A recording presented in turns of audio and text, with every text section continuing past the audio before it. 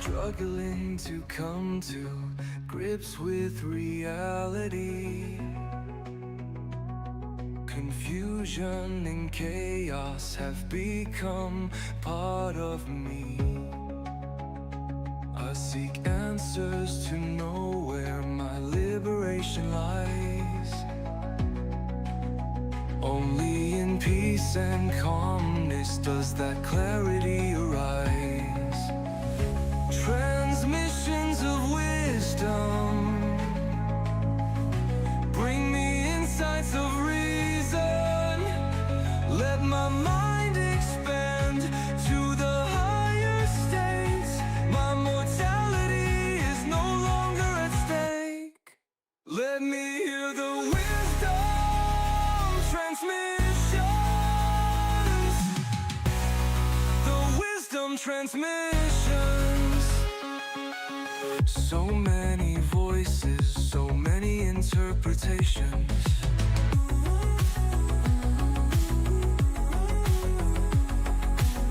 No answers given, only outer temptations.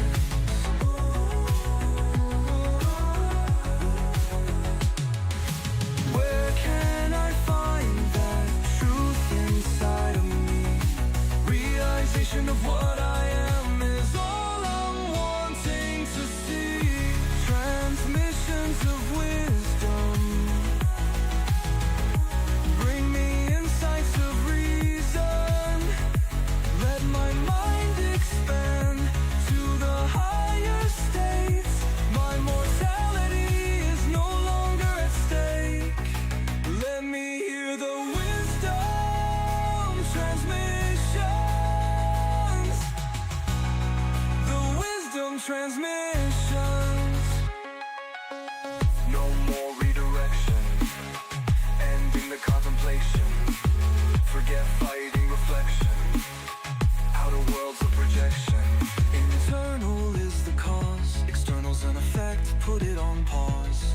I'm silencing the noise, centering, entering void. Truth is beautifully subtle, the voice without a voice. Heart and mind shall settle, making decisions now, escaping illusions of choice. Transmissions of wisdom bring me insights of reason. Let my mind expand to the higher states. My mortality is no longer at stake. Let me hear the wisdom transmission. The wisdom transmissions.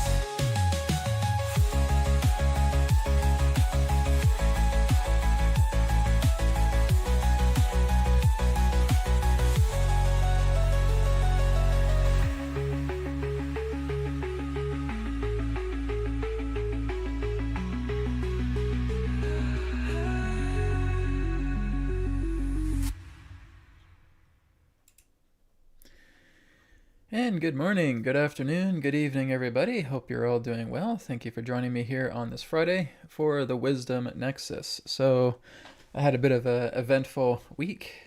Just earlier this week, I woke up and basically dislocated my shoulder a second time. I basically dislocated it a first time going back 2 years ago last summer, or sorry, 2 years ago that summer at that in 2023.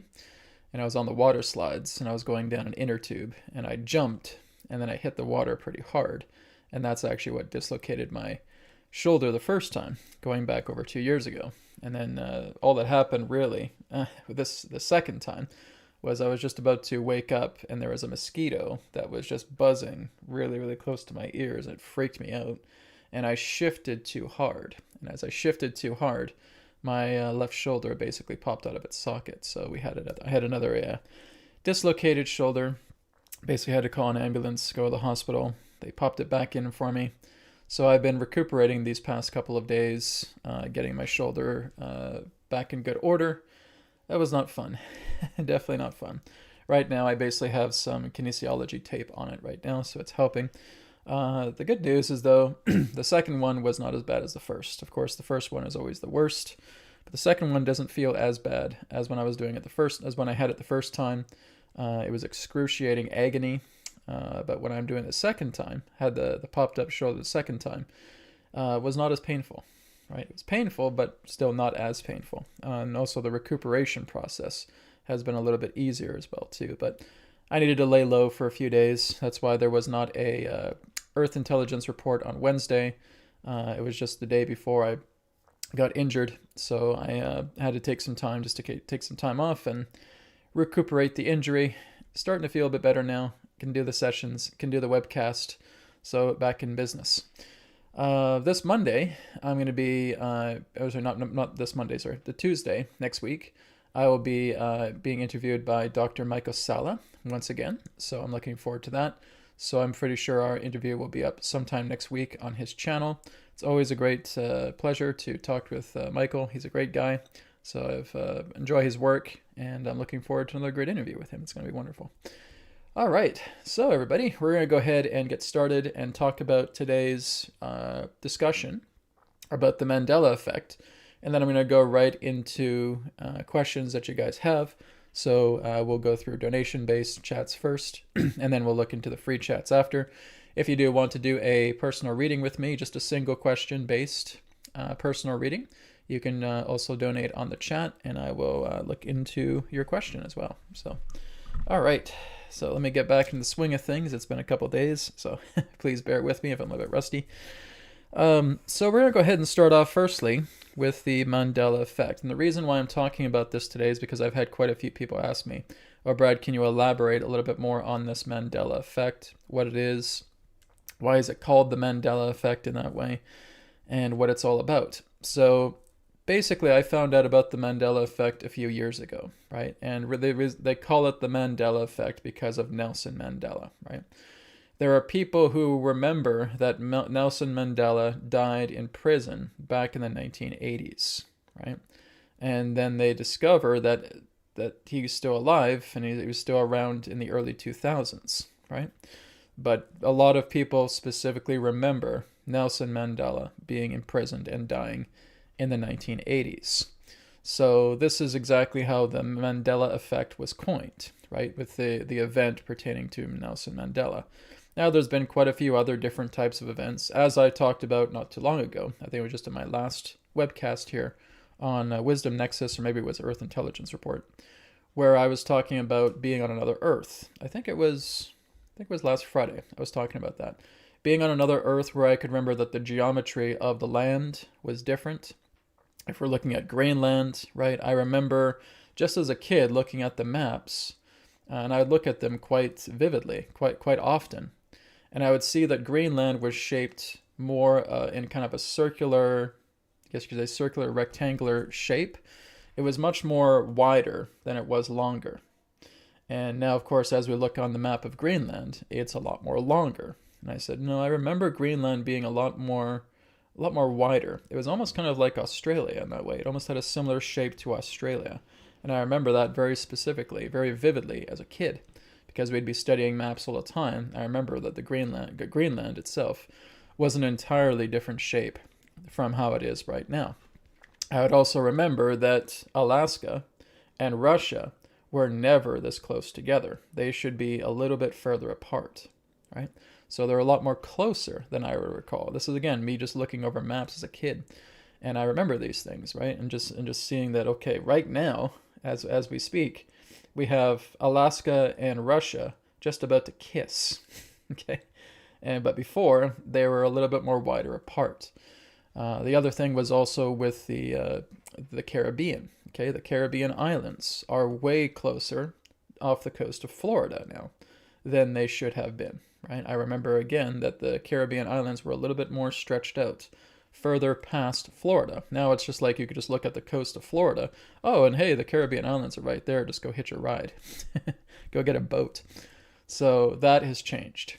So these are just coming from my memories of the Earth that I recall. Okay, and there's other things where people think, okay, there was something called Brags, and now it's called Bragg, and C-3PO from Star Wars has a silver leg, and it was supposed to all be gold, and right? So we have all of these particular types of quote-unquote Mandela effects, right? So what's basically happening here? Now, people who are native to this dimension, who are used to those things, will just think you're crazy. They'll just think you're nuts. It's like, what are you talking about? C-3PO always had a silver leg. I'm like, no, he didn't. What are you talking about? Nelson Mandela was around until the early 2000s, right? And that's natural, right? That's a thing. He never died in prison in the 1980s. That's them because they're germane to this reality. They're germane directly to this native Earth. They can't see it. They don't have those memories, right? So there's no point in asking them. But it's just finding people who, again, have that same type of memory. Said, yes, I know what you mean. Okay, I can remember Greenland a different shape. I can remember the Caribbean islands being further out. I can remember that Russia and Alaska weren't so close in touching each other almost, right? There's a lot of these things that I can recall. So that's the idea of, you could say, being on parallel Earths, or really seeing the idea of dimensional lines shifting. Adronis has always put it in the idea that when you're looking at the Mandela effect, you're looking at different veils, and you're looking at different types of morphology in that way, representing the Earth. And all it really does is it's a vibrational synchronization. It's kind of like looking at worlds starting to amalgamate together with each other. And this is exactly as how he put it, is that there are Earths that are basically amalgamating with one another, which means it's kind of like you have an Earth here and you have an Earth here, and they're conjoining. And as they're conjoining, there's a mixture pertaining to their continuity of events. It starts to mix. We could also look at CERN, with what CERN has been doing for quite some time. CERN working with their Large Hadron Collider, basically creating miniature singularities. I won't call them black holes because they're not black holes, but basically looking at singularities and attempting to shift the Earth into a much more lower frequency. This is exactly why the whole purpose of CERN exists, right? They're basically trying to interdimensionally weave Earth much more into a controlling like dimension, where the higher ups would be able to try to control the populace. Okay, now CERN has certainly had a lot of shutdowns over the many years, trying to fire up their Large Hadron Collider and so forth. And they've had all kinds of problems. They've had all kinds of sabotage that have happened. That's deliberate, right? Because they have been trying to fire up some very, very unpleasant agendas relating to the CERN technology. And basically, they have created a lot of the Mandela effects. A lot of the Mandela effects that were here are often the product of CERN. Okay. Now, there's also natural phenomena that's coming together as the Earth is amalgamating, as she's shifting, as she's intensifying, right? Because everything that's happening right now with solar activity is making a very large impact of the Earth, which means certain levels of magnetism are being absorbed into the dielectric. When that happens, certain Earths will conjoin together with each other. And as that conjoins together with each other, we will have these kind of amalgamated events taking place. So Nelson Mandela actually did die in the 80s, but because we've amalgamated with another Earth in its own dimensional timelines, he's also here at the same time. But it's kind of like one imposes over the other, right? So here's one timeline where Nelson Mandela died in prison in the 80s, and here's another timeline where he's still alive, up until a certain point. So that basically creates the overlay. It's like it's almost like an astrological aspect that overshadows another based upon the energetic or the frequency that becomes prominent relating to that example. So again, there is an energetic that's much more prominent that supports the idea of Nelson Mandela still being here until, I think it was 2008, 2009, he passed away. You guys can correct me on that. But basically having an extended period of life. And no one in this native Earth recalls anything different pertaining to that. Well, he did not die in the 80s. He's still here, right? If we're looking back into that time. So that's the example of what's happening. So the Mandela effect is a crisscrossing, or basically a conjoining of one or more different Earths amalgamating themselves to where there is a prominent Earth timeline that enables certain events to basically shift from the differentiation of others that have come from other Earth planes to now start living in this amalgamated timeline, where in other timelines they're still aware of certain events that took place that are different from what this Earth represents with its own event-based timelines. Does that make sense to everybody? Okay, I know it's a little bit hard to wrap your mind around it.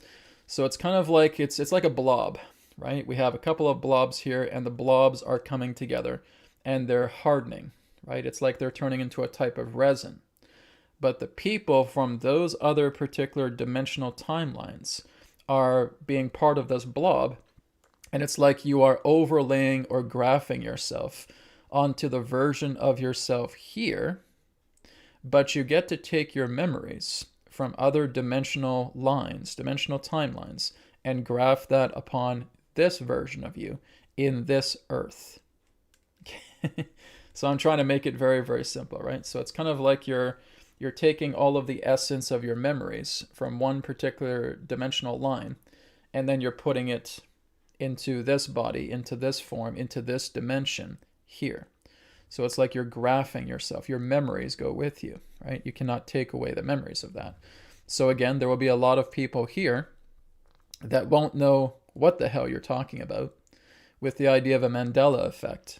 They will just say, what are you talking about? I don't know anything about a Mandela effect. And these people were on crack. There's like that one spammer that was on the chat not too long ago who was saying, oh, just invented by a bunch of hippies and stuff like that. And I said, oh, you one of them? So...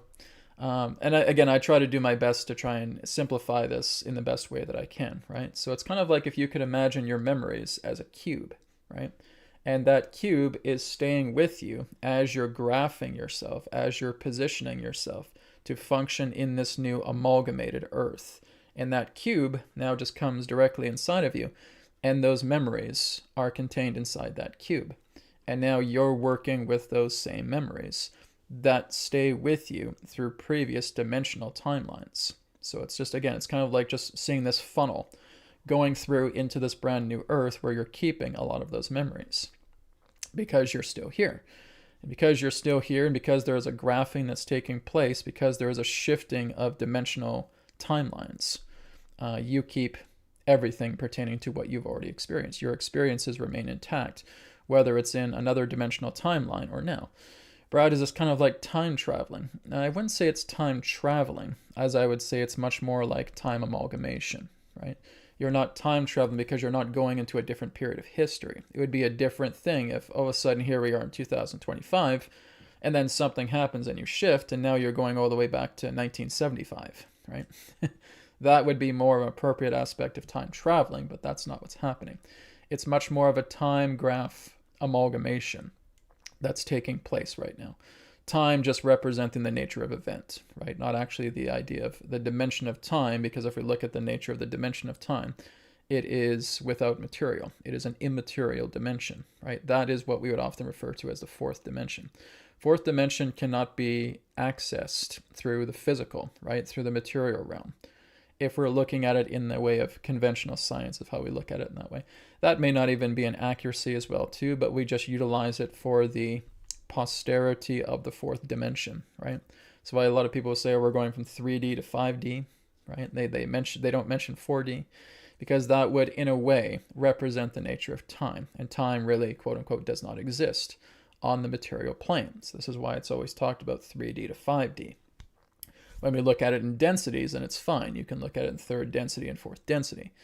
But again, these are just conjectures, mainly in regards to understanding differentiations of reality, differentiations of perception, and so forth. So really, when we're looking at the Mandela Effect altogether, the Mandela Effect is just all part of this crisscrossing and amalgamating of different Earths forging together as one, where individuals from those other Earths amalgamating into this one Earth carry their memories into this new amalgamated Earth that may be different on scale pertaining to its event-based continuity that they may not be fully familiar with. It happened a different way from where they were. Just certain events. Okay? I hope that makes it clear. We can always talk a lot more about the Mandela Effect. But again, this is just how I understand it. This is how I'm looking at my own memories. And like I said, some of you may look at what I'm saying and say, bro, I don't know what you're talking about, right? Because the Mandela Effect doesn't exist for me. Everything here still looks fine. That's because you're native to this world, right? You're not native to those other worlds, right? So this won't apply to you. You don't really need to get involved with the conversation, okay? But for those of us who carry the memories, who know what we're talking about, this is the nature of the Mandela Effect, right? Because there's quite a lot of you here. I'm pretty sure there's quite a lot of you here that have had those particular types of shifts of memory, right? Okay, and it may just be simple things, right? It used to be called the Berenstain Bears, and now it's called like the Berenstain Bears, okay? Or again, there was Bragg's apple cider vinegar, and now it's just Bragg apple cider vinegar. And again, C-3PO with the silver leg, and he had a golden leg originally. Okay, Nelson Mandela, all of these different forms of Mandela effects, okay? Just people of different dimensional timelines. You could even call them world lines if you want, if we're getting to the John Teeter perspective of things, from other world lines that are coming together and amalgamating together in this earth. Some of you are affected, some of you are not, right? Some of you are fine. Oh, I don't remember this stuff. This is fine. Okay, that's great. Well, hello, native. Thanks for bringing us interdimensional travelers into your world who do remember other world lines, because I certainly do, right? And nobody can tell me different about that. I certainly remember a lot of different things. So, and other people also remember a lot of different things as well, too. So some of us are here interdimensionally amalgamated onto this earth, and some of you are just native and have no clue what the hell I'm talking about. Well, welcome too. So anyways, I hope that clears up a little bit more about the Mandela Effect. Like I said, we can talk a little bit more about it here through Q&A as well too. Okay, so Brad, what does this mean? Like, what is happening with the Mandela Effect? Is this something that's going to still continue to happen? Yes, absolutely. Because worlds are going to still continue to fuse together, okay? So Earths within each other are still going to fuse. There's going to be more amalgamated timelines, because it's like I've talked about. If I was to draw a little graph here, like, Brad, does this have to do with 2038? Oh, yes, it certainly does, okay? So when we look at the nature of what I've talked about pertaining to 2038, right, we have a funnel here, okay? So what's happening here is that this represents the nature of the acceleration of time. And if we start around the area, say, for example, of 2012, because that was part of Mayan prophecy, where the idea of the acceleration of time would take place. And from this point on, it is like a funnel. And again, time is basically compressing. And as there is a compression, there may be more Mandela effects. Some that may be noticeable, some that may not be noticeable, as it goes into the singularity of 2038, right? And then out from 2038, we come out, and it basically is an entirely new universe, which means our DNA will change, which means our physical bodies will have some certain upgrades to them as well too. We will still be physical beings, but we're going to have some upgrades. Even Edgar Cayce talked about 2038. Edgar Cayce talked about 2038. Yes, if you actually look at the Institute, the ARE Foundation, they talk a lot about Edgar Cayce. And again, one of the directors of ARE is John Van Alken. Okay, and he's the guy who talks a lot about 2038. And like I said, I was talking about it and I didn't know anything about him. And then somebody told me about him and I started looking into his work. I said, very, very interesting. So some of you may be wondering, what did Edgar Cayce say about 2038? When you go through 2038 and you come out the other side, you're basically looking at a brand new body that will have a 12 chakra system instead of 6. Okay. So like I said, we have 6 chakras in the body. The crown center is not a chakra. Okay. It's an energy center, but it's not a chakra. Okay. But beyond those 7 centers, you'll have 5 other centers outside the body that will become unveiled. Right now they're veiled. In order for us to even access those particular additional 5 chakras, you need to move basically far beyond the body. You need to basically go into the higher recesses of the mind, representing that of the causal plane, to see the other 5 chakras. Okay, so I can tell you guys what those particular chakras represent. The eighth, we'll refer to it as the eighth chakra, like I said, even though the crown would basically just represent the energy center. For argument's sake, we'll just refer to it as the seventh center for now. But when we go into the eighth center, okay, the eighth center is what you would refer to as your earth chakra. This is the chakra that connects you directly to the earth, okay? When you go into the ninth chakra is your star chakra, okay? That is the one that is directly linked into the sun, that represents your connection to the star, okay? When you go into the 10th chakra, that is a galactic chakra, which means it'll probably be more closer to the center of the galaxy itself. When you go into the 11th chakra, that would represent the idea of the universal chakra, which means it's aligned somewhere in this universe. When you go to the 12th chakra, that would represent the soul chakra. That's moving you right back into the nature of the oversoul, the true soul, your life body. It is your life body chakra, okay? Those are the additional 5. So again, only really great mystics and great masters were able to access these other 5 chakras because they are celestial in nature. And that's not something that we would find in esoteric practices. So therefore, when you go through the threshold crossing of 2038 and beyond, those chakras will be unveiled, which means you will actually start to access those centers a lot more easily than what we could do before 2038. Okay? This is not just coming from me, this is coming from Edgar Cayce as well too, that post 2038, every single human being on the planet will have access to all 12 chakra centers. Okay? And the reason being is because our DNA is going to start firing up and start returning back to a 12 DNA helix system. Not all at once, but everything is basically being fired up post 2038 to move humanity much more into its next stage of evolution, where the generations to come will start to notice a great fundamental increase in a 12 helix DNA system, which means we're getting out of the double helix system because that is all part of tampering. Human beings were never meant to be a double helix life form. Okay? Our genome is naturally 12 strands of DNA.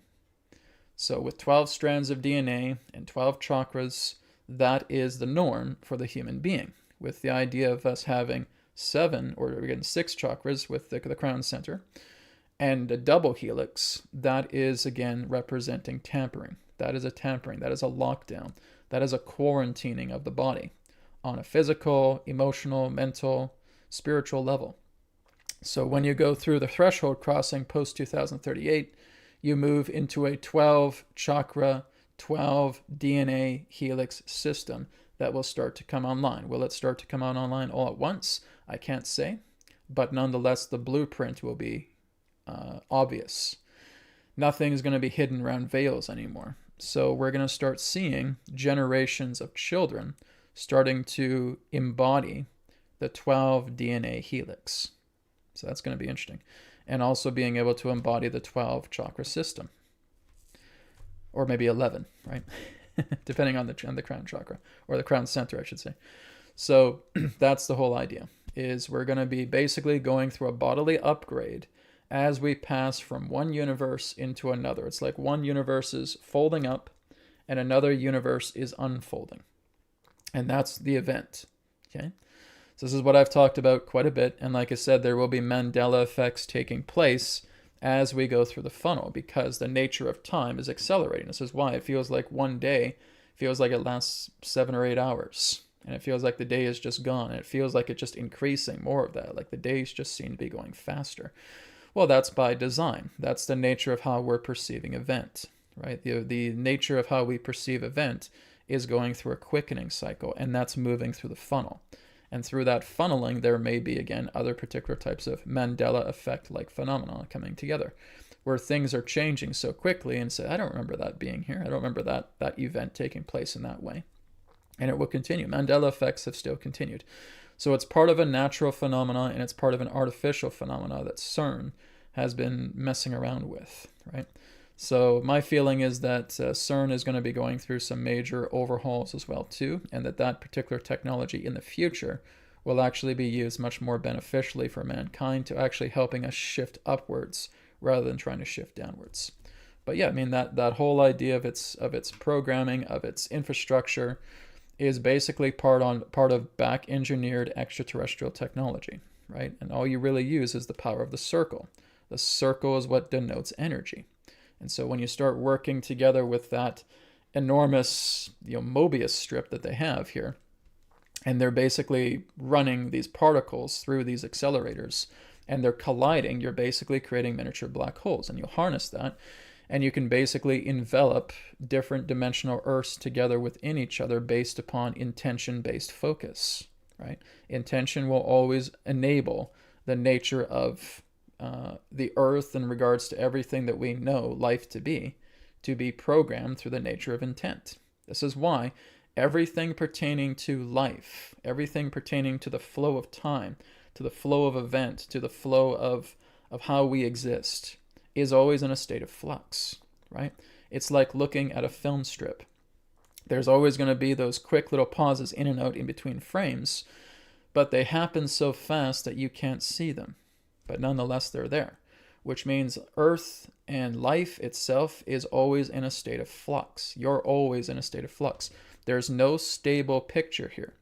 This picture can change at the drop of a hat, and it can change. Events can change all around you without you knowing, because we're not tuned in to the event plane that's actually looking and showing that there's actually new events coming upon the planet. It seems flawless, but in that sense, it's not. It's in flux, right? So again, I hope I'm making myself clear with how life works, how the universe works. You guys should also look at Bentov. Okay, I always have a hard time with his first name. Itzhak Bentov, I believe his first name is. Itzhak and then Bentov. He also referred to himself as Ben. He was one of the brilliant minds going back in the 1960s and 1970s. He used to build inventions, I think it was pretty like weapons as well too, like missiles and so forth. But he got much more into the spiritual, right? He would go into meditation and he would see how everything just interconnects together. And he started postulating a lot more about consciousness, which was beautiful. I watched a few of his videos. He died in 1979. He was on board a flight from Chicago to Los Angeles, and the plane exploded, right? So he was basically being taken out, and simply because he was going to get ready to go to Japan to reveal the body of his work. And he had CIA specialists on him and everything. And they were really upset about what he was able to discover based upon the nature of how reality functions. And it's very much like what I've said. When I've looked at it, it's, yeah, okay, Adronis has said this and Adronis has said that when I'm looking at his stuff, because I wasn't even aware of the guy until as of late. And he would talk a lot about this phenomena, about how life itself works, that everything pertaining to what we understand as the past can change, that the future in that sense just represents our momentum ahead right now of the present moment. But everything representing the past is changeable, because nothing in this universe pertaining to the mind is static and fixed, right? There's nothing static, there's nothing fixed, there's nothing absolute. There's nothing permanent within the mind. It's always in a state of flux, which means when you get people together and they start working together with collective intent, you will shift the entire history of the planet Earth based upon that collective intent. And that's how we have Mandela effects. This is backed by science, my friends. You should go check out Bentov. Okay, Bentov, right? You can look at that. You could type in, just type in Bentov on YouTube, and you'll start getting to know a lot of his stuff. He was quite brilliant. He was a very, very brilliant mind. There was a few pieces that he didn't put together that other people did put together, but he was definitely a pioneer. He was putting a lot of good stepping stones together and figuring a lot of things out, right? So I'd recommend checking him out, okay? If you don't believe a lot of the stuff I'm saying, like I said, you don't have to anyways, but check him out, right? I think you'll really, really like what he has to share.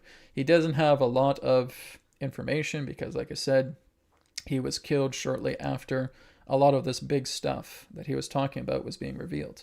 His wife started to reveal a lot more of his information after he passed. So, like I said, there's a lot of information online that you can find out about him. It's quite fascinating. Okay, everybody, so let's go ahead and switch gears. Let's go ahead and move on into Q&A now, and we'll get into some donation-based questions first, and then we'll get into the free questions afterwards. So this one here is from Be Here Now. Hello, Be Here Now. Glad to see you.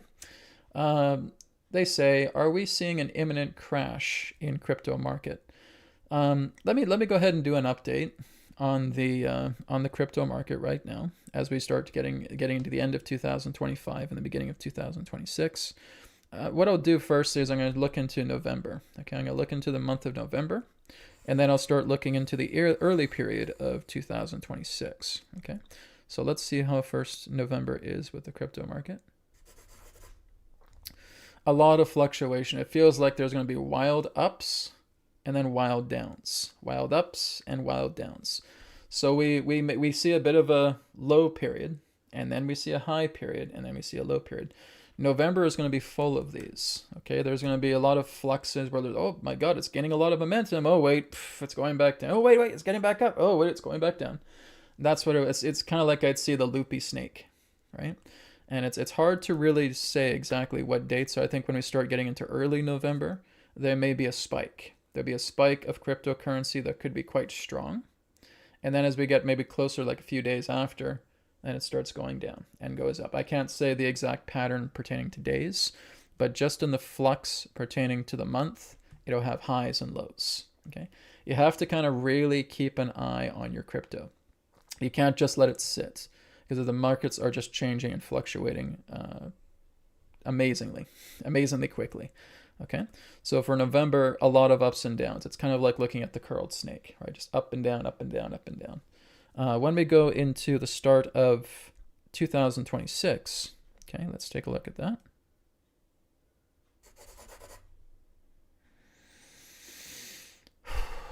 Some are going to majorly plummet, and some are going to do very well. Okay, so that's kind of the feeling I'm getting with 2026 as we start going into the beginning part of it. Bitcoin is going to get hit hard. Okay, so Bitcoin is going to get hard, and other affiliations with Bitcoin are going to get hit really hard. Okay, now Bitcoin's going to get through this, right? They're going to lose quite a bit of their value with Bitcoin, but they're going to get through this. There'll still be a very powerful and high valued coin even at the end of 2026. So they'll still get through it, but they're going to be riding the rapids. Okay, so Bitcoin is going to be riding the rapids in 2026, and affiliates of Bitcoin are going to be riding the rapids of 2026 because they're directly affiliated with it. Cryptocurrency in 2026, like I said, is going to be riding the rapids, and it's going to have a high time. So it'll have a high time to it, and I feel like there will be a little bit more curvature before there's a plummet. Okay, so it's not like 2025. 2025 is like this. Okay, 2026 is more like this. Okay, it has much more of a bell curve to it, right? When we're looking at 2026, but 2025 is like that. Okay, and then 2026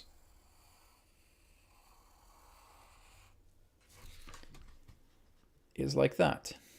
Okay, so we're going to have a little bit more hills and valleys when we look at 2026, but I really would not put too much stake on Bitcoin. Okay, Bitcoin is going to get its butt kicked in 2026. Okay, and quite a few other affiliated coins with that, simply because it's in its enemy year, right? As it's in its enemy year, when we're looking at Chinese astrology, when we're looking at numerology as well too, it's just not a good year for Bitcoin for 2026. It's going to get hammered hard. It's going to be a really good year for Ethereum. Okay, Ethereum is going to do well. In fact, a lot of corporations, a lot of corporations are actually investing in Ethereum a lot more right now. If you guys actually start doing some research, you'll see things like BlackRock and Goldman Sachs and all of them are actually starting to invest heavily into Ethereum, not Bitcoin. Okay, because it's exactly as I said. Ethereum is going to do extremely well in 2026 and in 2027. Okay, this is a time for Ethereum because the astrological and numerological energies align with Ethereum. You can't debate that. That's fact. So with that, Ethereum is going to propel. Ethereum is going to do extremely well. Bitcoin is going to get its butt kicked. Okay, it is not going to do well. At least not for 2026. 2027, 2028, it can start to recuperate a bit. I've done videos on this as well too. Okay, you can check on my channel in the past about cryptocurrency. Okay, and that 2026, and I basically have set certain periods for certain cryptos. Okay, so to basically refer to the crypto market is a challenging thing because it's so vast. There are so many cryptocurrencies right now. I can't possibly go through them all, but we're kind of looking at the two big ones, right? And that's Bitcoin and Ethereum. Okay, XRP is going to continue to grow. It's going to do really well. Like I said, guys, I predicted that before the end of 2025, XRP would be raising up to about $3 to $5. And it is, right? Before that time, it was maybe like $1.50 or something like that when I was talking about it. I said, yeah, before we get to the end of 2025, expect XRP to be between $3 to $5. Okay. Well, Brad, what about the end of 2026? Probably up to about $7. Okay. So $7 value, I would say, with XRP. Again, I am not a cryptocurrency expert here. I know a lot of you guys want to talk to me about cryptocurrency, but I'm not a guru of that. I just look at energy. Okay. So as I look at the energy of XRP, it's still going to continue to do well. So I'd say before the end of 2026, it'll probably be up to about a $7 value, approximately around there. Okay. Again, we're still in 2025. We may start to see it maybe moving up a little bit more higher up the 4s, just before the 5. But again, I feel 2026, probably $7 value. Okay. And then from there, we'll see. I just have to kind of see exactly how the momentum continues to do. It's really, really hard to jump 5 years ahead to cryptocurrency to get an idea what it is. It's that there's just too much fluctuation in the way, right? You're looking at this big wiggly snake. And unfortunately, the wiggly snake is not letting you look at its head, right? Instead, you're looking at its body and you're trying to go around, but it's just such a massive snake. You can't really get around it. So that's why it's challenging to look at where cryptocurrency will be in the next 3 to 5 years pertaining to stats of finances. Like how is it money? How's its dollar value going to do? Well, like I said, I can give you kind of a 2, 3 month, maybe 6 month forecast, but that's about it. And that's not guaranteed either. Things can change so much. But 2026, year of the fire horse, okay? It's a 1 year, perfect for Ethereum. Ethereum is going to do so well. If you guys want the golden nugget on cryptocurrency in 2026, this is not my opinion. This is fact of looking at the energy. It's Ethereum, okay? Ethereum is the golden child for 2026, not Bitcoin. Right? So that's what I can share in regards to that. Okay. All right. Thank you, Be Here Now, for your question. Let's move on to EUM142. Hi, Brad. Please see the question below. Okay. Why does transition to cold season or just exposure to cold make us sick often? As far as I understand it, it's usually an excessive acidic environment in our body that does that, right? It's not the cold that's making you sick. It's the condition of your body in regards to its reaction to the cold, okay? Now, cold therapy is actually extremely good for you, right? For some of you who may take ice baths, for example, because I did that. I was certainly doing that a lot when I was training to basically go on a TV show, to be locked inside a freezer chuck for 35 minutes. And I basically had to do a lot of ice bath training. I had to do, spend a lot of time in the cold. And it was actually very refreshing, okay? But it's based on your body. Now, what actually happens a lot pertaining to us being susceptible to sickness in the cold often comes through your own beliefs, okay? It's much more of a psychological impairment. So the psychological impairment, it's kind of like how people would say, oh, just get away from a person who's sneezing. You're going to catch what they have. And now your mind is telling you that. So what's happening is your biofield is inviting in these particular thought forms that are triggering the environment within your body to make it feel like you're going to be sick. A lot more of the feeling of being in the cold that's going to make you sick is much more psychological than physical. Okay, there's physical reaction because your physical body is in a state of disarray. Okay, you have too much erosion in the body, guys. This is not about viruses, bacteria, and fungus. Those are effects. Those are not causes to disease. I know that's completely in the face of everything that we have been taught relating to modern medicine, but it's not the truth. It's not the key, right? Like I said, we want to look much more into the terrain body rather than looking at the idea of a germ body, because the germ body does not create cause. Germs are an effect. They are not cause. Germs don't even really exist, if I'm to be honest. Germs are the result of a transmutation of microzymus. Does anybody here know what microzymus is?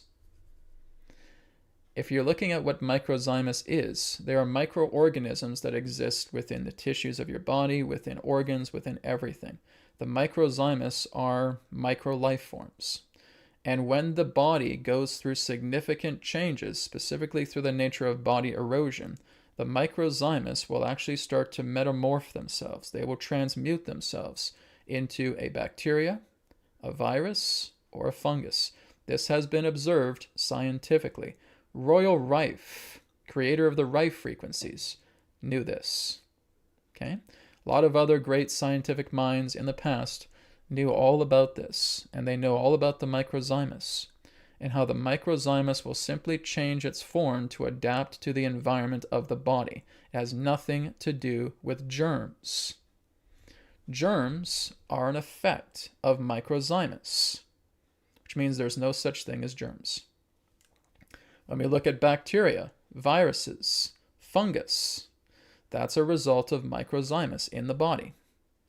There really is no such thing pertaining to viruses, bacteria, and fungus. Now that may piss some people off that I'm saying that, but it's the truth.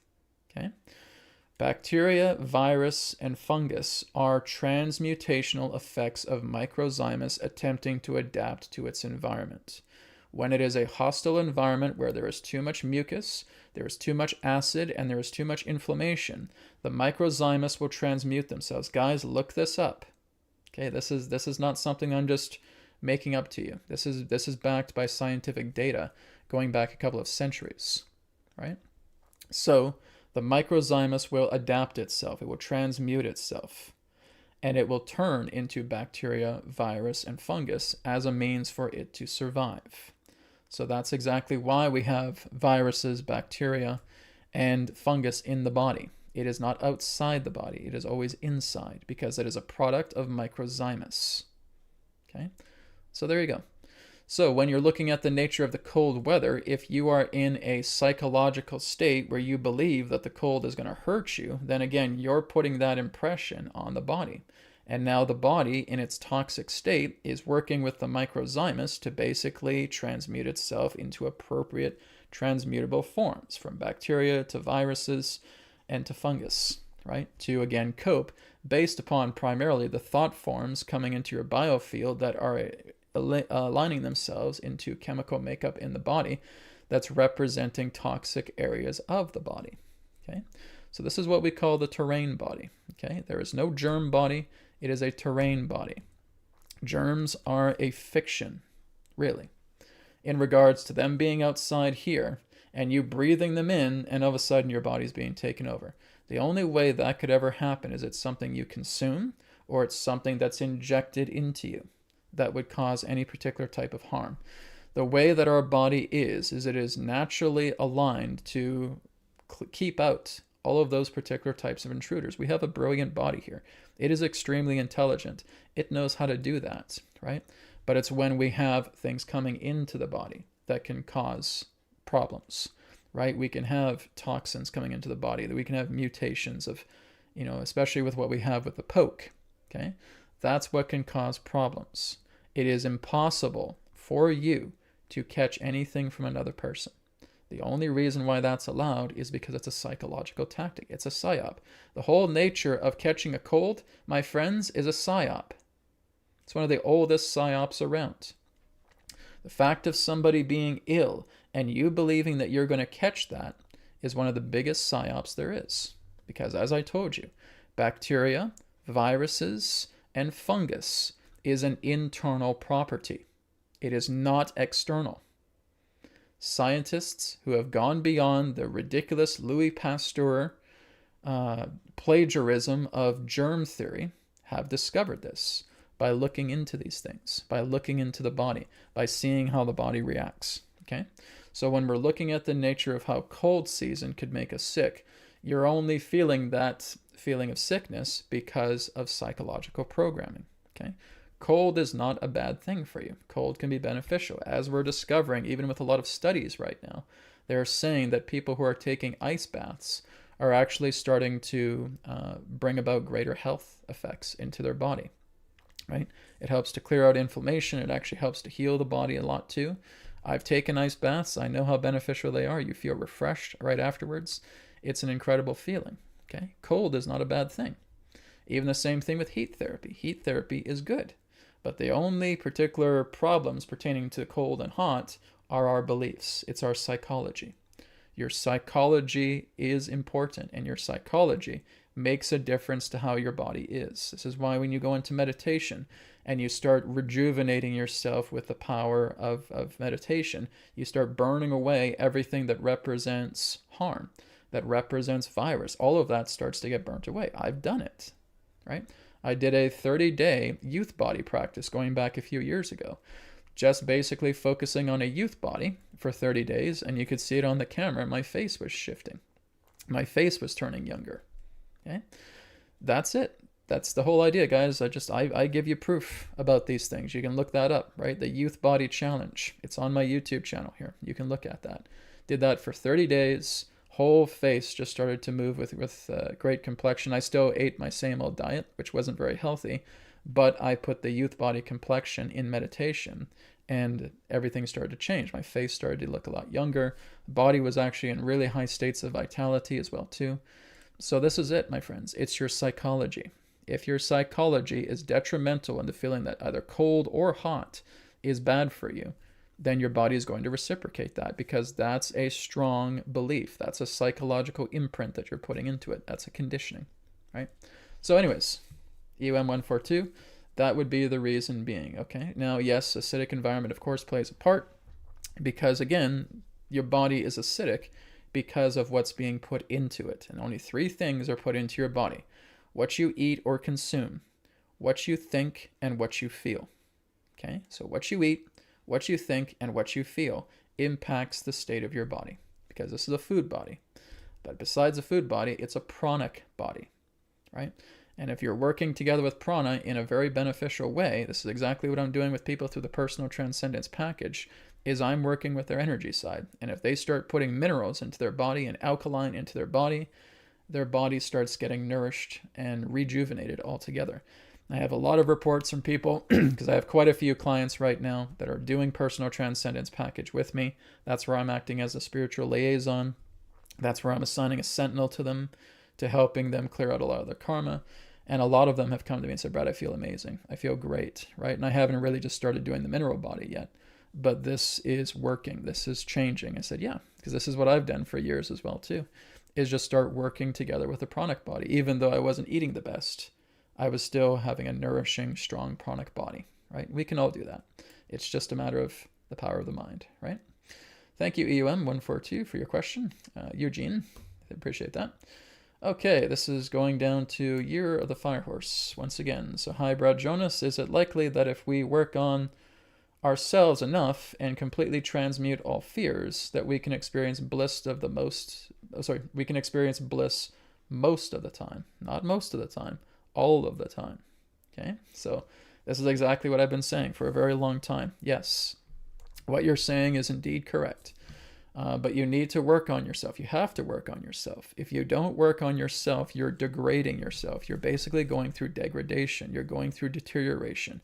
You're going through erosion, okay?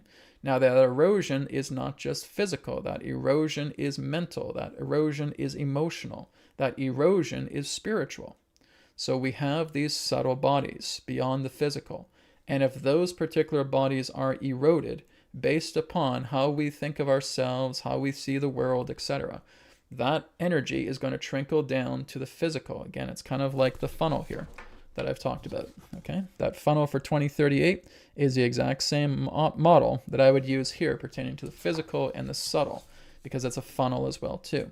So when you're looking up at the higher bodies, and if they start imprinting themselves with unhealthiness, ill will, contaminated feelings, contaminated thoughts, negative orientation altogether, that trickles down into the physical, and the physical gets bombarded by that, right? Because we're not healthy when it comes to our own emotions.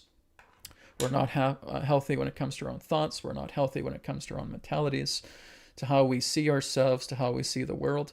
All of that is debilitating you, all of it, okay? So what do? You want to make sure that you're eating well, okay? You want to bring in the alkaline. The alkaline for you, even if, like I said, if you still want to keep some of your old diet, then do it. But try to bring more of that alkaline into yourself as often as you can each day, because that will make a difference even if you're still eating a not so good diet, okay? That's extremely important. Besides that, we need to be aware about how our emotions are. We need to be aware of how our mentalities are, how we think, how we see ourselves, how we see others, how we see the world. And if we keep thinking, oh my God, Brad, this is a dystopian world and everything's horrible, so okay, so is that going to give you longevity in your life? If you still think that the earth is poison, the people here are poison, and everything that we're going through here is poison, what is that going to do to your longevity? It's not going to exist. So rather than thinking that the external world dictates what you feel you are, how about we clean it up, right? And of course, you guys have heard me millions of times talk about how we clean it up. I'm not going to go into it today. You should already know, especially for those of you who are returning here and hearing me talk. For those of you who are new, ask in the chat, okay? Or just watch my previous videos. You'll find out exactly how we clean it all up. All right? So yes, being able to clean yourself up, do we experience bliss? Well, it's more than just bliss, okay? Because it's not about you getting blissed out. Because if you're getting blissed out all the time, right, you're not grounded here. And that's the problem. So you're moving into a aspect of bliss, but the whole idea is that you're integral with the physical together with the spiritual, okay? There are people who just go into these high bliss states and they leave their body and they're playing around in these etheric dimensions, exploring the Akasha, meeting relatives, connecting with godly beings and so forth. And that's beautiful, but that's not what you're here to do, right? And then when they try to come into the body, they don't want to come back. They want to spend a lot of time going into deep meditation, trying to go back into those realms that they may have spent hours, days, weeks, months, or even a couple of years in, right? There's people who have done that, who basically meditate 8 to 12 hours a day, and they go into these blissful realms. And then when they start coming back into the physical body, they're beyond depressed, they're completely exhausted, they're sad, right? Everything basically becomes a lump of despair. And they try to throw this life away, and they try to go back into those euphoric states and go back into those bliss states. And that is an addict, okay? That is a person really who is no more different than a drug addict, okay? Their addiction becomes bliss, right? It's not really about bliss. It's more about an integrated bliss, okay? Which means you're taking all of that goodness and sweetness and divine nectar of the etheric planes, and you're bringing it here into the physical body. That's where you have the balanced bliss, right? The balanced bliss comes together because it is integral. It is integrated. But yeah, I mean, I've talked to people in that sense who will go off into meditation 3 hours, 4 hours, 8 hours a day, and they'll just start meditating. They'll just meditate the entire time. And so, what about your life? Oh, I don't care about that. I just want to go off into these higher planes. I want to start connecting with God and all that stuff. So that's beautiful. But I would like you to do that here in the body, right? I want you to go to God, but I want you to go to God here, right? You want to include this. Oh, but Brad, I should go beyond that because I'm beyond the body. Oh, yeah, you're right. You're right. You're beyond the body. You're beyond the mind. You're not wrong about that. That's correct, okay? But your body and your mind are a support system. And you want to work together with the support system because even the material world is God. Okay? You can't forget that, and it kind of gives them a bit of an eye-opener. And say, it's great that you're going off into bliss. I'm happy for you. When I hear people who are working on themselves, who say, Brad, I'm working on myself, I'm spending time working on myself, I want to come over and just give them a big hug, right? Because that's what I want to hear. But there will be people in that sense that will go off into bliss states. right? And they just don't want to come back. They don't want to come back into the body. They think this world is rotten. They think the body is a horrible thing. They think the mind is a horrible thing. They just want to go up into the higher aspects of the mind and start connecting with the higher self and connecting with God consciousness and so forth. And I said, that's great. I'm not discouraging that at all, but you got to include this. You got to include the physical body. You got to include physical life with it. And it's the idea that when you start to bring this down and anchor it into this form, you're now walking around in that integrated bliss state. So bliss by itself to moving you into the etheric dimensions where you're forgetting about this body becomes an addiction, right? But being able to work together with the integral bliss that involves the physical body and the mind all together is the balance of the blissful integration. Okay? So that's what I can share about that. You're the fire horse, and some of us are on that path, and some of us can make it more integral, and some of us may be too much into the material, right? There's too much people who are in the material, who don't even look at those etheric bonds, who don't look at those etheric planes, who don't look into those higher states of bliss, even though they're there, because I've been there, and many people I know have been there. And the whole key is being able to integrate that. So you're not dismissing the physical, you're integrating the physical. You're not dismissing the etheric, you're bringing in the etheric, and you're integrating the two as one. Left brain, right, right? Working together in harmony. That's the key. All right, so thank you very much for your question, Chris. Appreciate it. Okay, let's just see if there's any more donations. Okay, there are.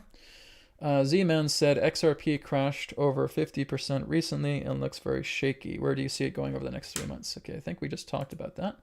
Let's just take a look right now at XRP. Okay, yep, XRP right now is at $3.22. So again, staying between the $3 and $5 range. There was a time, of course, when it was going up to about almost $4 too as well. If we're looking back here about a month, oh yeah, it was up at about 428. It was at 428 about a month ago, September, and now we're going up into October. It was 422, and then we go to around October 11th. Then it drops, majorly dropped as well too. This is what I'm talking about, guys, with flux, right? So the last time it was at $4.17 was October 7th. And then from there, it started to plummet down. It hit a major rock bottom at $3.29. Then on the 13th and the 14th, again up to 360. And now, this again represents the snake. This is what I'm talking about. Okay. So yeah, it was up in the $4 region, and now it starts to come down a little bit, and that's going to happen, okay? So I just talked about XRP just not too long ago, okay? So just go back to that point. I talked about crypto there. Okay, so going to Heart Whisper, right? What kind of healing modalities would be good for me to look into? I like them all. Okay, oh, that's great. I'm glad you like them all. Let's kind of look into your energy here. So again, you're a donation subscriber, so let's go ahead and see what would be best for you for healing modalities. I would say a lot of involving herbs, okay? Anything involving a lot of herbalism, herbs, so working together with healing yourself with alkaline, right? When I look at you, I see a reflection of a person who is like a herbalist, who would grow a lot of their herbs, who would work with herbs. And again, guys, I call them herbs. I don't call them herbs, right? I just think that's the dumbest name for them. So I always refer to herbs as herbs. I don't call them herbs, okay? Oh, it's horrible. I don't like that. Herbs is actually the French term for herbs, and herbs is the English term of it. So I prefer to use the English term. So when we look at healing modalities for you, it would be herbalism, okay? So a lot of dedication to herbalism. So my suggestion would be to bring a lot of herbal minerals into your body. Okay, maybe start growing a lot of herbs. Make a garden, right? Start planting some herbs, start planting some seeds, letting them grow. Start connecting with the plant as well too. Start feeling your relationship with the plant, because we can program plants to basically heal any particular type of illness we want. If you have, for example, like a burdock root, if you have a moringa plant or anything of that nature, you can spend time in meditation where you're actually transmitting your energy into that plant. And then as the days go by, the plant now starts to align your energies together with itself.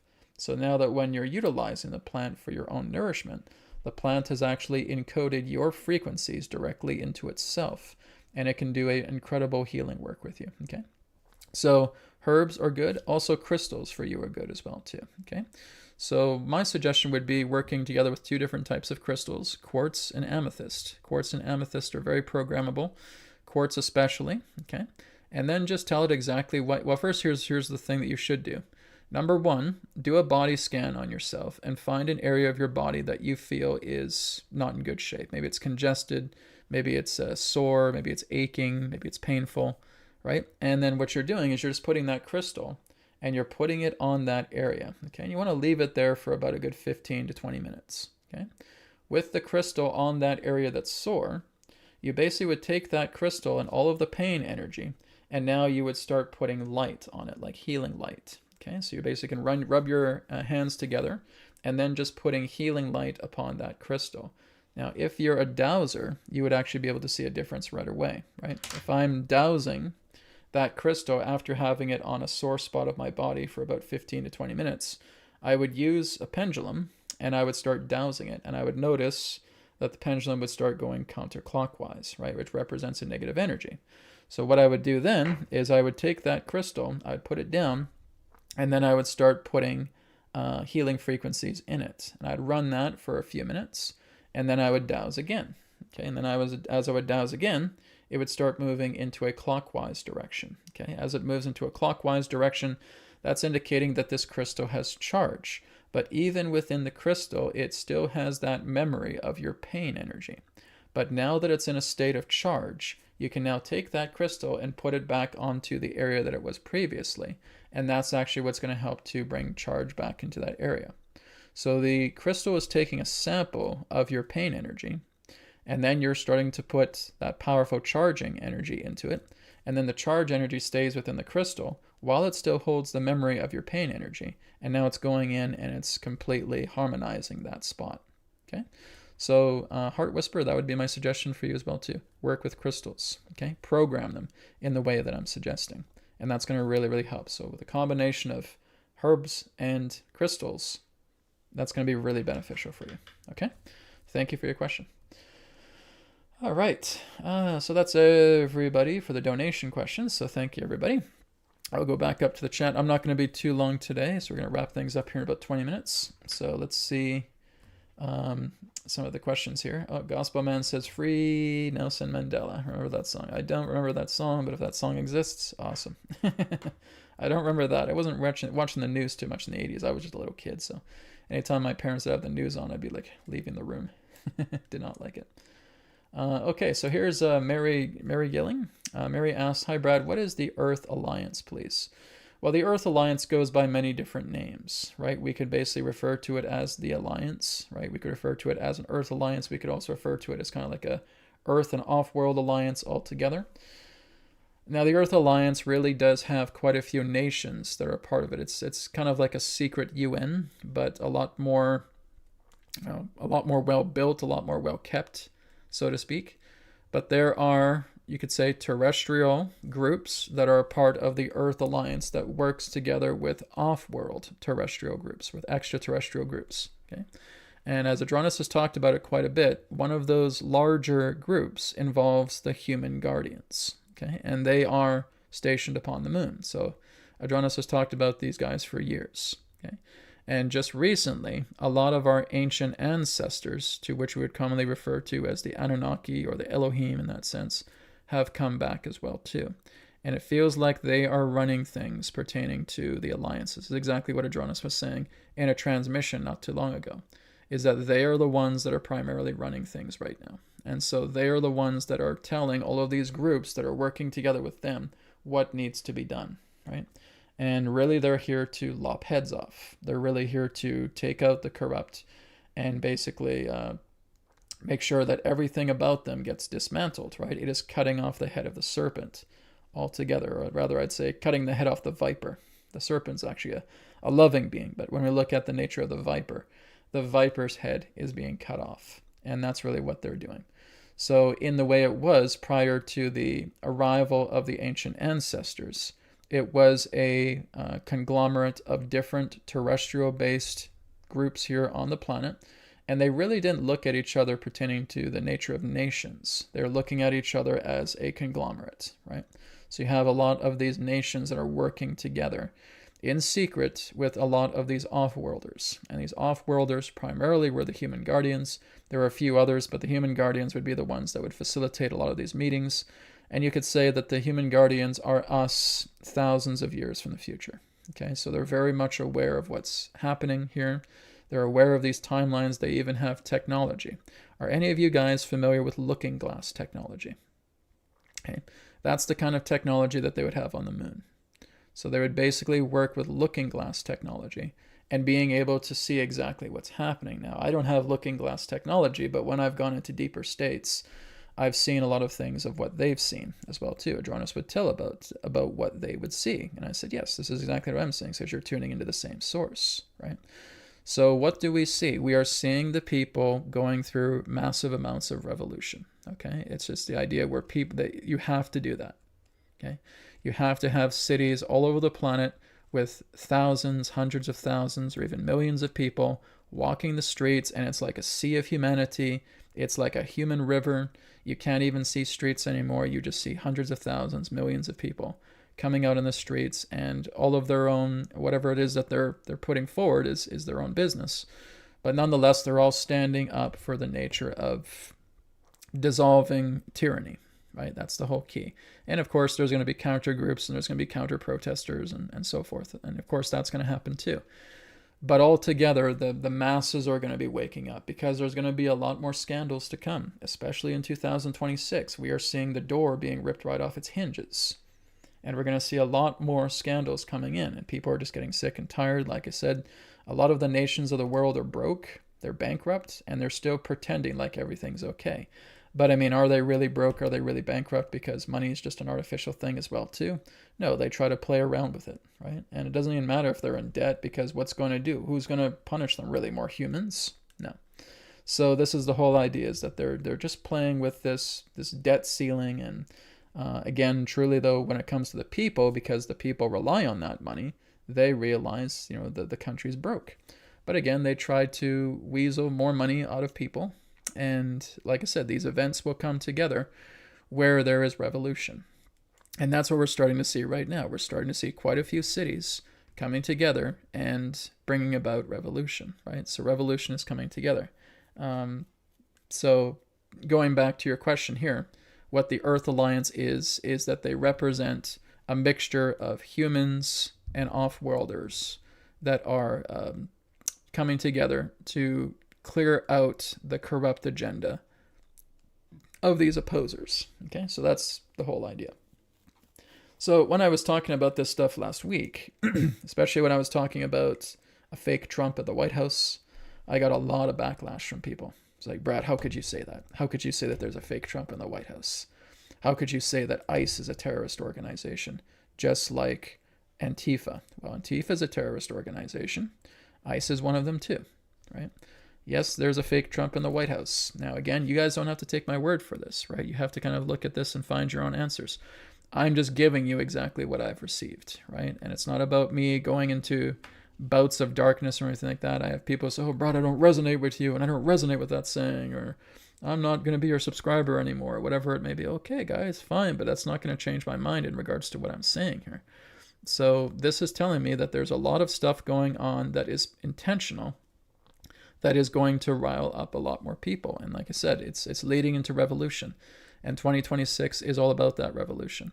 And depending on where you live in the world, depending on what country you're in, depending on the continent, it can be very, very intense, or it may not be as intense. But overall, I would say a lot of the major cities and a lot of the big countries are going to be filled with people on the streets. And they're going to be revolting against everything, right? So that is leading into a very large change pertaining to leadership. The leaders of those countries will realize that nothing they say will ever win over the people anymore, and it's going to lead to culling. And the culling of a lot of these leaders are basically going to take place. So we're probably going to see some elections. We're probably going to see, again, leaders being forced out of office, whatever it may be. It will get to the point of intensity where the people's intention is so large that they can't do anything anymore, right? And they will do everything they can, not to televise it, but Just wherever you go, there's going to be revolutions, there's going to be protests, there's going to be gatherings, right? It's just going to continue to get larger and larger. So I will describe exactly what I was seeing going back into 2020, because I was just on my couch and I was meditating. I was saying, when can we start to see? When do we know the call sign, so to speak, is happening? When we see the corrupt agendas fall apart. And what I would see is leaders getting arrested. I would see leaders basically being leaving from office or resigning, and seeing people in the streets, well, within the millions, demanding resignations from certain political leaders, basically having demands. And these demands are all going to be met. Okay? So when you have thousands, tens of thousands, hundreds of thousands, millions of people standing in the streets demanding things, and they're not going to leave until this is done, it's going to happen, right? And you're going to see all these resignations. You're either going to see people put in jail, you're going to see people resigning, you're going to see people just basically running for it. And that's how you know the cockroaches are scattering, okay? And what's going to happen to these cockroaches is they're going to have certain lands that they will be able to occupy. And as they occupy these lands, they're basically going to fight over these lands. And now they're going to have dog eat dog. It's like I talked about, like with what I said about Antifa and ICE. You're looking at two factions that are really just to tear each other apart. And if anybody gets in their way, they're going to get torn apart with them. That's exactly what I was talking about last week when I was doing the tarot of the Zodiac about this whole situation. Factions are going to be at each other's throats. They are going to tear each other apart. And if any innocent people get in the way, they will tear them apart, right? You let them fight it out. Don't get in their way. They are going to tear each other down. So this is exactly what's going to happen. And this is how I'm seeing it with my vision, right? Is that all of these revolutions that are taking place, everything within their playbooks just aren't working anymore. Their resources now start to become scarce. And now they have to battle other particular forms of factions just for that particular faction to hold on a little bit longer. And then another faction will come in and start battling that faction to try and get it to hold out a little bit longer. This is dog eat dog. This is the corrupt will take down the corrupt. And that's what's happening. The people are cutting them off. All of these other countries are cutting them off. They're booting them out of the country. They will have very few things left. And because there's all this conglomerate of different mafia members and organizations and so forth and criminal cartels, they will fight each other. And they will try to have supremacy over that. All of these alliances that were once here with these shady groups are going to fall apart. They are going to eat each other alive until there's maybe one dog standing, and then a wounded dog that's still alive grabs that dog by the throat and kills that dog. The corrupt are going to kill each other. Okay? That's basically what's going to happen. It'll basically be looking to the idea where they're starved for food, and now they're just basically feeding off each other. It's gross, it's grotesque, it's despicable, but it's how they work, right? These are not people who have a conscience. Okay? They have no conscience. This is the lowest of the low. This is filth. And that's basically what you're looking at, is you're looking at filth like a parasite, trying to feed off other parasites so that this parasite can remain, but there's one other parasite that jumps up and kills that parasite before that parasite dies. And that's what's happening. So the corrupt will take down the corrupt. Everything in regards to all of the karma that they have caused over the centuries is now catching up with them, and it is going to be a wave that they cannot escape. They have always tried to do something for the best of their ability to try to preserve karma. And the best way to preserve karma is basically telling your opponent what you're actually doing to them in plain sight that they may not see, right? So they may say, I'm going to rob this person of energy, and I will put that in a sigil type sign just behind them, but they can look at it and they have no idea what I'm doing, but nonetheless it's there. That's actually what keeps you safe from karma. If you admit what you're about to do to a person and then do it, if you do not admit that, karmic rebound will happen. What you're basically doing is you're using an anchor pertaining to karma that's trying to keep you safe from it, right? Now, what a lot of them will do is they'll get others to do their dirty work, right? So they'll have a plan, and others, their grunts, will basically go out and do it all together.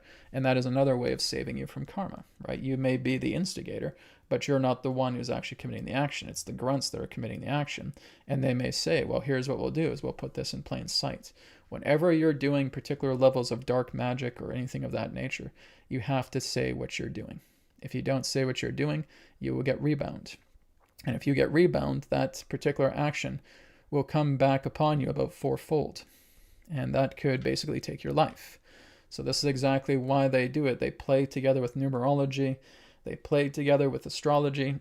They play together with ancient occult practices. They work together in the idea that they reveal their karma at some particular point when they're about to do a deed, right? So, I mean, there's many examples with that, but there you go. Anyways, the Earth Alliance is basically working to take the corrupt down. But like I said, the corrupt are going to take down the corrupt. They have been taking down quite a bit of the corrupt. But in the end, the corrupt will kill each other. That's really what's going to be happening. Okay, so thank you for your question. All right, let's move on here to Eve. Eve says, hi, Brad. Adronis, how are we on time here? Okay, probably about one or two more questions here. Hi, Brad. Adronis, from what you can share, how will our life change post-2038? Will we be blessed with longer lifespans, for example? Eva, I don't know. I don't know. Or, sorry, Eve, I really don't have an answer for that because I'm only getting bits and pieces of what's happening in 2038. What I will tell you is that Earth will carry on. What I will tell you is that we'll start moving into an era of galactic inauguration, that humanity will start moving itself towards the stars. I can tell you that in the times ahead, we will have certainly new technologies that's going to be so different from a lot of these corrupt technologies we've had from causes pollution and side effects and all that stuff. That will not be part of post 2038, right? It will be very much more, you could say, ethical, right? It will have much more of a spiritual uprising. There will be a lot more spiritual expansion states moving on post 2038. But I can't say if you'll have these abilities right away. I can't say if people will. But basically, we'll have veils that are being pulled away. And like I said, you'll move from a 6 chakra system with the 7th center being the crown to a 12 center system. Okay, so that's basically guaranteed because there's no veils. There's not going to be any more veils. It's kind of like I've talked about, is that there's an old rung of the ladder that is disappearing. And then there's a new rung of the ladder that's going up on the top, right? And that new rung of the ladder at the top is going to clear away veils. And now you're going to start moving into a 12 center system and a 12 DNA helix system. Like, Brad, will that happen with us that are still 2-strand DNA? I don't know. I really don't know. I can't tell you. What I can tell you, though, is that the new generations that will be coming in, a lot of them probably will have a lot of these 12 strands. I can't say what will happen with us who still have the 2. I can't guarantee that that will change. But there's going to be a lot of new generations that are going to be coming out that will have that 12-strand helix system. Okay, and when you're looking at a 12-strand helix system, you're looking at masters. You're looking at avatars. You're looking at brilliant kids, right? So I can say that the new generations will have that. I can't say about the old generations. Whatever happens, happens. I don't have all the answers for 2038. I really only have bits and pieces here and there. As we get closer to that time, there'll probably be a lot more stuff revealed. But it's kind of like, here's a few chunks that you can share about it right now, but we can't really tell you anything else, right? Because this threshold crossing needs to happen. So is it going to be a much better world? Oh, yes. Right? Are there still going to be challenges on this world? Yes. You're still going to go through trials and tribulations. You're still going to have your karma that you got to work out. You still got to have all those things that you got to clear out. That's not going to change. Okay? You still got to go through your challenges. Just a lot of the idea of what's happened upon the planet pertaining to corruption is going to fall away because we're in the meat of it right now. And that meat of it still needs to play itself out. And it is going to be concluding as we get into the 2030s. But again, there's still a lot more stuff. There's a lot. We have to clean up the earth. We have to start working together with each other. We need to start interconnecting with each other. We need to start moving in the right direction. That still has to come, right? We can't avoid that. Those are going to be challenging. Okay, so there's still going to be challenging post 2038. It's not going to be all peaches and cream, right? There's going to be a lot of challenges that we still go through, but we're moving in the right direction. Okay. So really, in that sense, you could say what's happening right now up into 2038 is an Armageddon. Okay? Do you guys know what an Armageddon is? Okay? The Armageddon is not some horrible war or anything of that nature. It's not about a doomsday or a doom and gloom in that way. The Armageddon is shedding away the shadow self to see the truth. It's realization to see the truth. right? That's what's happening. So it's not some horrible war or doom and gloom situation. It's coming. A lot of people will paint that picture. And it's not to say that there aren't elements of that in an Armageddon, but that's only happening because we have not yet seen the truth. And in order for these things to happen, we need to see how these extremes take place so that balance can be restored. Because right now, the human race is out of balance. Right now, everything that governs the human race is out of balance. And it needs to go into these streaks of extreme for balance to actually come together. Okay, so when I'm talking about balance, I'm really just saying to see the bigger picture of things. So there's a lot of things that are going in that need to go into extreme levels, because if they are not, humanity stays in the dark and they will be conquered for thousands of years, never to basically have any opportunity to see who they are again. Because the intentions of these corrupts will be so strong that you won't be able to even know what freedom is anymore. They're going to try and breed it out of you. So this is exactly why this path of intensity needs to take place, because it's humanity standing up and saying, no, we're not going to do that. We've had a lot of research, and it really just comes from our own films, dystopian films, right? Totalitarian governments and all that. We've looked at all these things. A lot of people know about that. Those films have actually done us a really big favor. We look at the Orwellian stories, right? That's done us a really big favor, because now we know exactly what to look for. These films are almost like prophecies going through the circuits of time to wake people up and say, when you start seeing your civilization like this, you better stand up. You better do something about it. Because if you don't, you're going to be conquered, and you will never know what freedom is ever again.